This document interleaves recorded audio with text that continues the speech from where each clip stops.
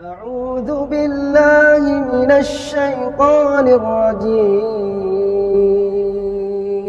بسم الله الرحمن الرحيم. Puasa adalah salah satu caranya Allah untuk mengistirahatkan tubuh kita, ya. Puasa adalah salah satu caranya Allah mengistirahatkan tubuh kita, dan memang Masya Allah tabarakallahnya itu kesehatan, ya, itu ternyata menurut para ilmuwan atau menurut para ahli memang bermula dari perut, ya. Jadi health start in the gut. Jadi misalkan perut atau kesehatan itu bermulanya dari pencernaan kita. Artinya kalau perutnya sehat, ya, maka otomatis pencernaan dengan sehat. Dan yang luar biasa lagi lah, ternyata Masya Allah ada hubungan yang sangat erat dan sangat kuat, ya, antara pencernaan manusia dan pikirannya mereka, yang disebut dengan gut-brain axis. Gut itu tulisannya GUT, ya. Jadi gut-brain axis. Jadi hubungan antara axis antara perut sama pencernaan atau mungkin otak seseorang. Jadi pencernaan seseorang dan otak seseorang itu terus berkomunikasi. Artinya yang luar biasa lagi, semakin sehat yang masuk ke dalam perutnya, maka akan semakin baguslah pikirannya, isi pikirannya, moodnya bahkan. Karena bahkan mereka, para imam menyebutkan bahwa ternyata bahasanya begini. Jadi apa yang berlaku, apa yang terjadi, apa yang ada pada perut seseorang itu mempengaruhi performa dari otak seseorang, mempengaruhi bagaimana cara dia berpikir, dan mempengaruhi juga bagaimana cara dia merasakan sesuatu, feel, ya, dan bahkan behave atau tingkah laku. Jadi subhanallah Bapak-Ibu sekalian, Islam itu agama yang sangat menjaga isi perut. Itu sebabnya kalau perutnya terjaga, maka otomatis pikiran terjaga. Kalau perutnya terjaga, otomatis perasaannya terjaga. Kalau perutnya terjaga, maka moodnya, tingkah lakunya pasti akan terjaga. Itu sebabnya kita bersyukur di bulan Ramadan, ya, kita di bulan seperti ini kita diberikan kesempatan oleh Allah Azza wa Jalla untuk apa? Untuk mengistirahatkan perut. Artinya apa? Bakteri-bakteri yang ada pada pencernaan kita itu dibiarkan untuk mereka bekerja tanpa terbebani lagi dengan bahan-bahan yang menyebabkan tubuh kita tuh menjadi lemah, ya. Itu sebabnya tidak heran saya katakan subhanallah, Nabi kita sallallahu alaihi wasallam menganjurkan kepada kita untuk berbuka puasa dengan kurma. Kenapa? Karena kurma ada ada gula di situ, ada glukosanya di situ, ada asam amino di situ, dan asam amino salah satunya yang membuat bahagia bakteri-bakteri yang ada pada pencernaan. Jadi kenapa saya katakan mungkin bahasan kita saat ini adalah makanan yang membuat bahagia? Karena kalau perutnya bahagia, perut itu mendapatkan asupan yang baik, asupan yang benar, asupan yang seharusnya didapatkan, maka insya Allah tubuhnya atau mungkin otaknya juga akan bahagia, ya. Kalau otak, dan 70-80% Bapak-Ibu sekalian itu Masya Allah ternyata dopamin dan serotonin itu diproduksinya di pencernaan. Artinya apa? Dan pencernaan kita tahu, dalam pencernaan kita ini banyak bakteri-bakteri baiknya, bakteri-bakteri baik yang bahkan di lambung saja itu ada sekitar 19 juta bakteri. Masya Allah, ya, subhanallah, ya. Dalam lambung kita saja sudah Allah ciptakan 19 juta bakteri, dan kalau bakteri tadi itu diberikan makanannya lagi Bapak-Ibu sekalian, yaitu apa yang terjadi? Yang terjadi mereka akan terus mengirimkan sinyal ke otak. Jadi ada hubungan. Jadi ada hubungan antara ususnya tadi, ya, pencernaan mereka dan otaknya seseorang. Jadi kalau itu komunikasinya baik, jalurnya baik, itu Allahu Akbar. Yang terjadilah seseorang itu akan berpikirnya baik, berperasaan baik, dan moodnya juga akan baik, Bapak sekalian. Jadi mereka berkomunikasi dengan jalur-jalur saraf. Mereka berkomunikasi dengan jalur-jalur yang di situ ada perintah-perintah. Itu sebabnya mungkin kita Bapak Ibu pernah mendengar, ya, ada sebuah ada sebuah kata-kata atau mungkin kalimat yang bunyinya itu good food is good mood, ya. Good food is good mood. Jadi kalau makanan itu baik, Bapak sekalian, maka dia akan memberikan mood yang baik ke perasaan atau ke otak kita, ya. Jadi kalau makanan yang baik itu, maka pencernaan kita akan memproduksi lebih banyak lagi serotonin yang akhirnya menimbulkan perasaan bahagia dalam otak seseorang, ya. Demikian juga sama sebenarnya. Jadi kalau sekarang kondisinya banyak orang sekarang, ya, saya sering dapatkan tuh orang anxiety, cemas segala macam, yaitu komunikasi antara perut dan otaknya udah nggak berimbang lagi, udah nggak bagus jalurnya, gitu kan. Akibat dari apa? Akibat dari terlalu banyak beban, akibat dari terlalu banyak beban yang ada di perut, khususnya dari makanan olahan, makanan tinggi karbohidrat, ya. makanan-makanan yang membebani perutnya. Bahkan di situ enzimnya minus atau bahkan miskin enzim, miskin vitamin, miskin mineral, Bapak Ibu sekalian, dan otomatis bakteri yang ada di dalamnya tubuh kita itu, di pencernaan kita, salah satunya mungkin Bapak Ibu pernah sering mendengar ya, acidophilus ya, atau mungkin ya acidophilus ya, bakteri seperti itu akhirnya terbebani mereka.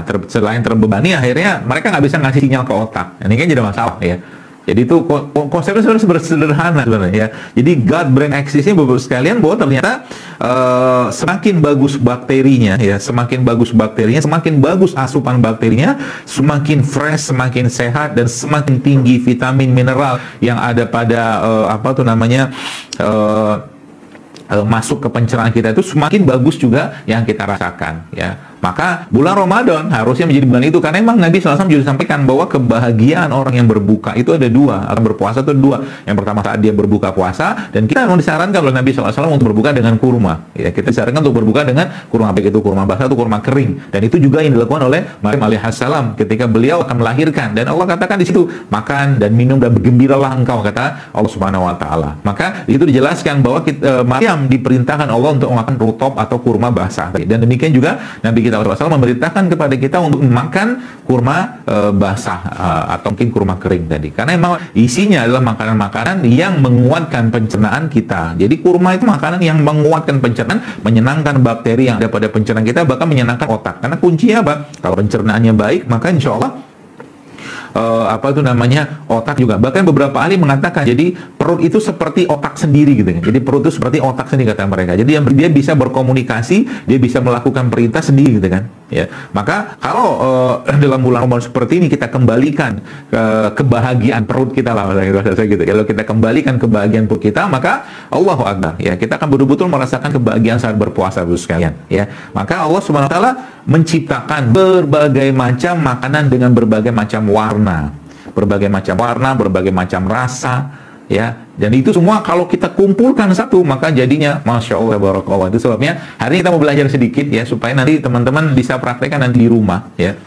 Jadi seperti dijelaskan tadi, bahwa semakin banyak makanan buat mereka, Bapak sekalian, bahkan ditambahkan lagi kalau ada bakterinya di situ, tuh semakin baik untuk pencernaan atau semakin baik untuk moodnya kita ya. Maka hari ini sudah siapkan nih, saya sudah siapkan ada beberapa sayuran ya, ada beberapa sayuran, ada timun ya di sini ya, saya ambil timunnya, kemudian ada juga sawi di sini ya, ada sawi, kemudian kita berpuasa ya, tang aja ini itunya aja, tes cara membuatnya aja. Teman-teman nanti bisa bikin di rumah ya. Kemudian ini dia ada, ini mentah semua ya, bos, tapi insya Allah tetap enak, dan ada bakteri ya, ada makanan fermentasi yang paling terbaik di dunia, yaitu tempe. Kita masukin tempe sedikit, Bapak Ibu, di sini. Kemudian saya tambahkan dengan buah apel ya, buah apel. Nanti teman-teman bisa itu sendiri ya, bisa bisa atur sendiri buahnya sesuai dengan yang ada tempat Anda lah gitu kan. Ini ada apel, kemudian saya tambahkan juga dikit dengan jeruk jambu biji ya, jambu itu. Kemudian tambahkan sedikit dengan buah lagi musim nih sekarang ya, namanya buah apa nih? Jeruk bali ya. Udah cukup nih. Jadi itu Bapak sekalian. Terus bagaimana cara kita jadi ini sudah beraneka warna, beraneka rasa, dan kita tambahkan lagi kepada mereka, ini salah satu yang menguatkan pencernaan kita, itu jeruk nipis. Ini jeruk nipis, saya proses ini. Oke. Lalu supaya kuat, kita tambahkan sumber asam amino yang baik pada tubuh kita. Untuk tubuh kita namanya madu. Jadi kita tambahkan madu, Bapak sekalian. Nah, gitu ya. Selanjutnya, kita tambahkan sedikit dengan mineral yang kita dapatkan. Ini madu ya. Kemudian, ini wadahnya.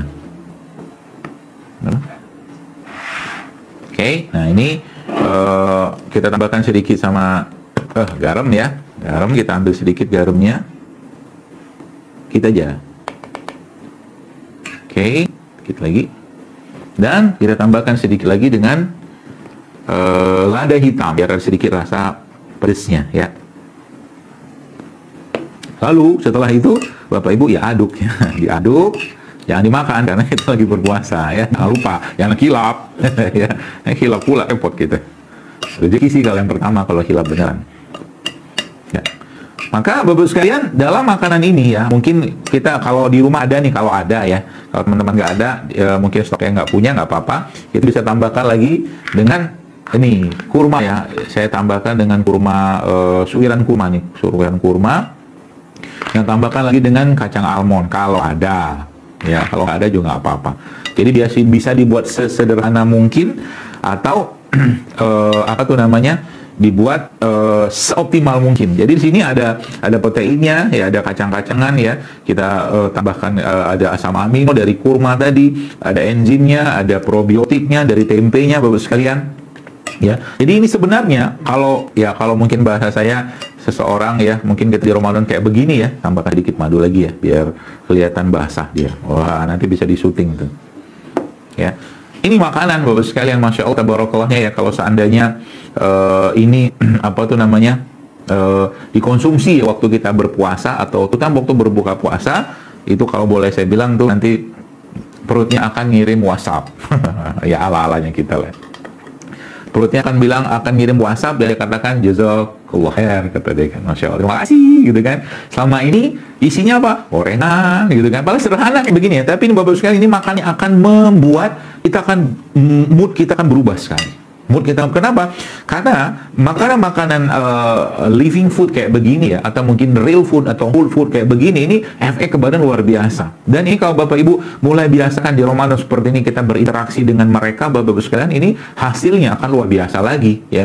Kenapa luar biasa lagi? Tubuh kita akan terreset, Bapak sekalian. Tubuh kita akan diperbaharui sama dia yang rusak-rusak, karena memang tubuh kita tuh melakukan proses pembaharuan setiap berapa hari. Kalau Ramadan ya, kalau mungkin Anda pernah mendengar kajian saya tentang apa ya, saat apa tuh namanya, saat dalam tubuh kita itu ada proses apoptosis ya, atau bunuh diri terprogram sel. Maka ketika mereka mau membangun sel yang baru, mereka butuh bahan baku ya. Kalau bahan bakunya itu bagus dan sehat, Bapak Ibu sekalian, itu Masya Allah tabarakallahnya, tubuh kita akan terreset. Dan ingat sekali lagi kita lakukan, kita tidak hidup sehat itu bukan, kita hidup sehat bukan untuk gaya-gayaan ya, kita hidup sehat bukan untuk gagah-gagahan, tapi kita hidup sehat sebagai cara kita bersyukur atas nikmat yang Allah berikan, tubuh kita yang sempurna seperti ini, apa namanya, cara kita untuk bersyukur, untuk lebih beribadah lebih baik pada Allah SWT. Jadi kalau sudah seperti ini Bapak sekalian, itu ya Masya Allah ya, ya saya katakan nih, kalau orang Indonesia sudah mulai kembali ke makanan-makanan sederhana tapi bermakna seperti ini, Allahu Akbar, efeknya luar biasa. Saya jadi pengen, tapi tidak boleh puasa ya, kita harus puasa ya. Sekalian begitu ya. Jadi atau mungkin Bapak sekalian Anda bisa menggunakan ini lagi ya, yang lain ya. Ini juga bisa dijadikan dressing ya. The dressing ini saya buat dari alpukat. Jadi alpukatnya nanti ada blender ya.